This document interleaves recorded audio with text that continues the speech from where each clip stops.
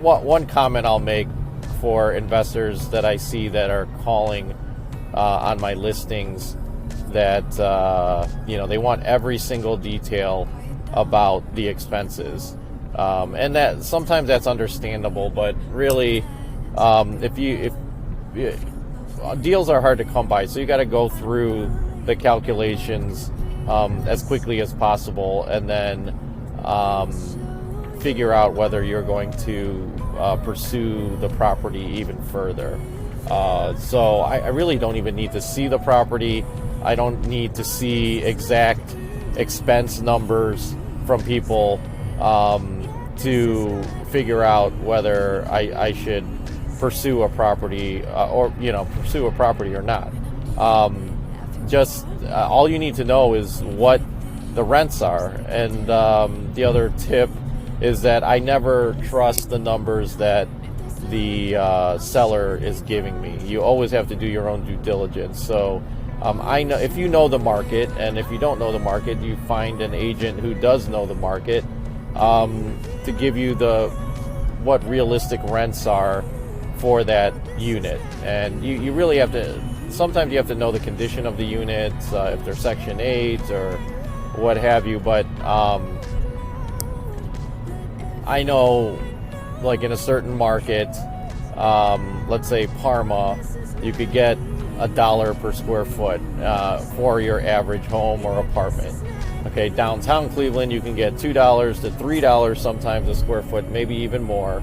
But in most markets in Cleveland that are not war zones, you can get close to $1 per foot. So as long as you know the square footage, you should know that this is the type of rent you should be getting. Now, if the rents are lower, or the actual rents are lower, then you know that there's a value add opportunity, and then you can adjust your numbers based on renovations that you might have to do or what have you. But at least you know there's potential in the property, and if rents are low, then you can get them higher.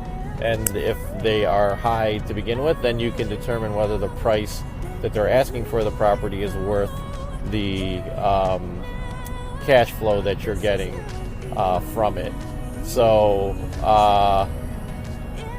that's it, really. So, and then once you determine that this property might be a good deal, then you can get all the detailed information from the seller. But again, like I said, any of the information that I get, unless it's coming from a public source, I don't necessarily trust the seller to give it to me. So don't be hung up on getting all the detailed information, a detailed rent roll. You can do that later once you have it under contract and you're actively trying to buy the property. You have earnest money in which, in your purchase contract, you have a due diligence period and you can back out. So don't worry about being committed to buying a property because you're asking for time to do due diligence. Okay, so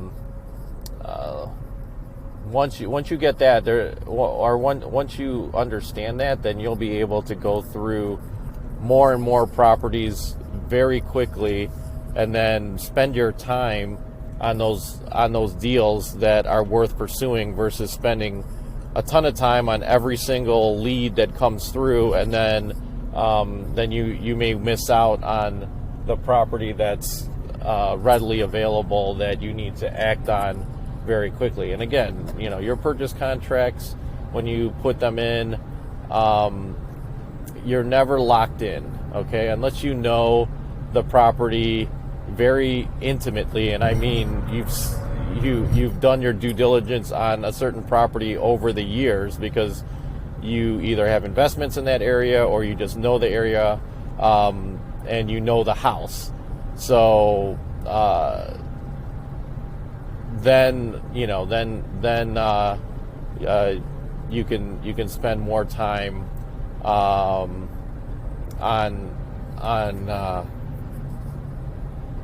figuring out whether that property is a good deal or not. So I see this so much, like, and then I put all the information together that the investor needs to make in order to put in an offer.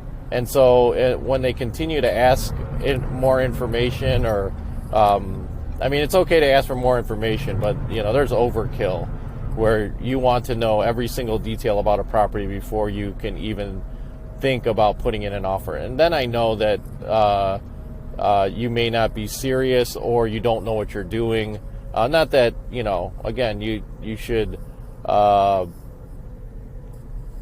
do what you need to do in order to make your decisions. But I just know based on experience that if you're asking way too detailed of questions even before an offer is accepted, and like I said, the only information you need is really the address of the property, and if you have some knowledge about the condition of the property. Other than that, you really don't need any other information from the seller in order to put in an offer.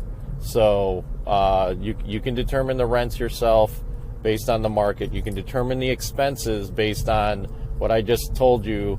It's basically 35 or 40%, if you want to be more conservative, of the gross rent are the expenses. And you can double check some communities like Shaker Heights or University Heights, their taxes are a little more.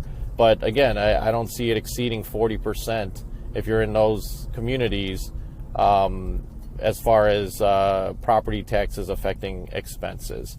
So